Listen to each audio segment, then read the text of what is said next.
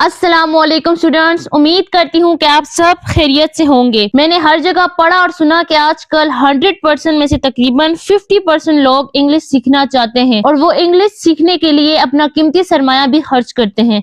तो मैंने सोचा क्यों ना आज आप सबके लिए फ्री में इंग्लिश कोर्सेज स्टार्ट किया जाए। नॉर्मली तो हर लैंग्वेज बहुत ही इम्पोर्टेंट है, लेकिन अगर इंग्लिश की बात की जाए तो ये हर 10 ममालिक में से कम 5 में जरूर बोली जाती है। इस लिहाज से हमारे लिए इंग्लिश सीखना बहुत ही जरूरी है, क्योंकि ज्यादातर लोग जो अपना फ्यूचर बनाना चाहते हैं तो वो अक्सर बैरून मुल्क जाते हैं और वहां जाने के लिए जाहिर सी बात है हम अपनी कौमी और मादरी जबान तो नहीं बोल सकते। जरूरी नहीं कि हर किसी की कौमी या मादरी जबान इंग्लिश ही हो, इसलिए इंग्लिश वो वाहिद लैंग्वेज है जो ज्यादातर ममालिक में इस्तेमाल की जाती है। इस लिहाज से इंग्लिश सीखना बहुत ही जरूरी है, जिस तरह हम अपनी मादरी और कौमी जबान सीखते हैं। बाय द वे अब इंग्लिश की तरफ चलती हूँ, क्योंकि आप लोगों से बात करने में बहुत ही मजा आता है, लेकिन क्योंकि टाइम शॉर्ट है तो इंग्लिश लर्निंग पर फोकस करते हैं। इंग्लिश सीखना इतना मुश्किल नहीं है, बस इसके लिए थोड़ी सी हार्ड वर्किंग की जरूरी है। और जिस तरह आप जानते हैं कोई भी काम बगैर हार्ड वर्किंग के नहीं होता, तो इसी तरह लैंग्वेज हो या कोई और काम हो, हार्ड वर्किंग तो जरूरी है। इंग्लिश के 3 बेसिक स्टेप्स याद होना जरूरी है। सबसे पहला, वर्ड्स आने चाहिए और इनके मीनिंग भी, साथ ही में आपको प्रोनाउंसिएशन भी आनी चाहिए, क्योंकि अगर आपको अल्फाज आएंगे और मालूम होगा कि इनकी मीनिंग क्या है तो आप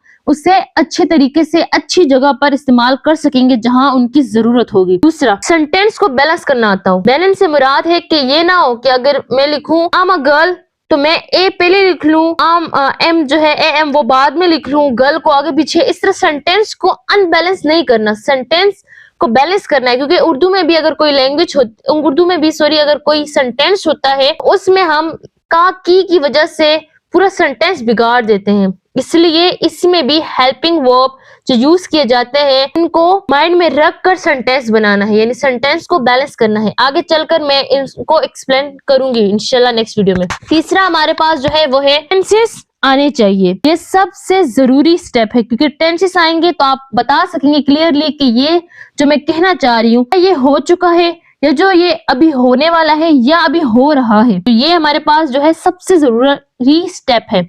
इसके अलावा क्योंकि ये मैं वीडियो बिगिनर्स के लिए बना रही हूँ तो मैं बिल्कुल स्टार्ट से शुरू करूंगी।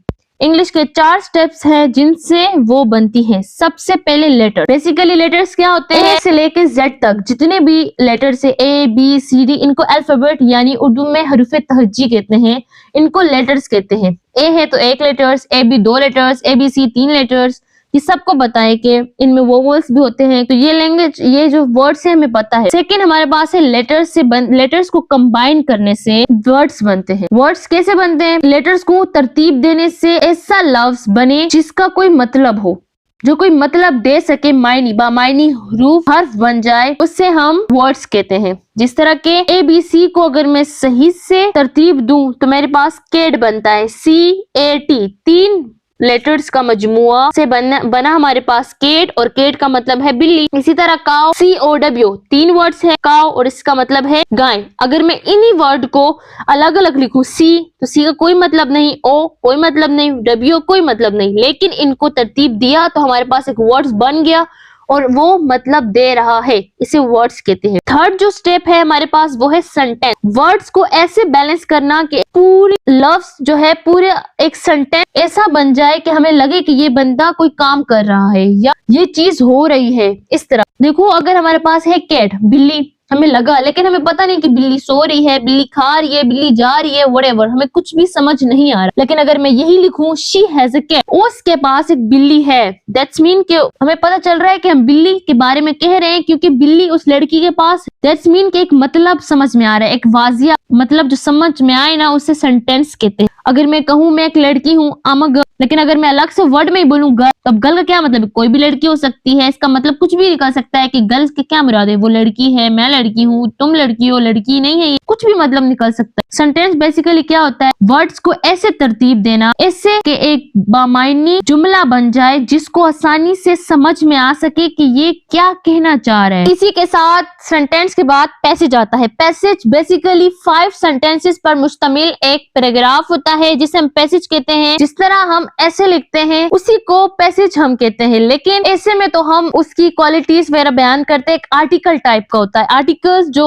सीनियर्स क्लासेस में होते हैं वो बच्चे जो लोग हैं वो ज्यादा बेटरली समझ सकते हैं, लेकिन अगर हम इजी वर्ड्स में कहें तो एक ऐसे टाइप का ही होता है पैसेज। एक पैराग्राफ होता है जिसे हम पैसेज कहते हैं। पैसेज बेसिकली आर्टिकल होता है जो मैगजीन्स, कंप्यूटर्स में आप लोगों ने देखा हो। जो लोग होते हैं जो अपनी कंपनी ब्रांड रखते हैं उनके का अक्सर गूगल्स में, क्रोम में आप लोग अगर सर्च करोगे तो आप लोग को एक आर्टिकल सबसे पहले मिलेगा, जहां से आप लोग उनकी क्वालिटीज पढ़ सकते हो। आप उनके साथ कांटेक्ट कर सकते हो कि हमें ये चीज चाहिए। अगर आप फॉर एग्जांपल किसी आप ड्रेस के बारे में अगर देख रहे हैं आर्टिकल, तो आप सबसे पहले वहां पे आप लोग को आर्टिकल एक नजर आएगा। अगर आप गूगल में सर्च करेंगे तो ऊपर लिखा हुआ होगा कि पिक्चर्स कुछ लगी होगी, नीचे उसके बारे में लिखा होगा ये ड्रेस कॉटन का है, किस कपड़े में है और किस स्टाइल में है, किस डिजाइन में है, उसके बारे में सारा लिखा होगा। फिर नीचे उनके कॉन्टेक्ट नंबर्स, ईमेल्स वगैरह दिए होंगे। ये जो सारा प्रोसेस पैसेज लिखा होता है सेंटर में, इसे आर्टिकल कहते हैं। और यही आर्टिकल जो होता है बेसिकली आप लोग का एक पैसेज होता है पूरा, जिसमें स्टोरी पूरी बयान की गई हो। तो हमारे पास 4 मेन स्टेप है इंग्लिश के। सबसे पहले लेटर्स होते हैं जो ऐसे ही होते हैं ABCD, जिनका कोई मतलब ही नहीं होता। उनको मिलाने से सबसे पहले हमारे पास वर्ड्स बनते हैं। फिर वर्ड्स को तरतीब देने से हमारे पास सेंटेंस, और फिर सेंटेंस को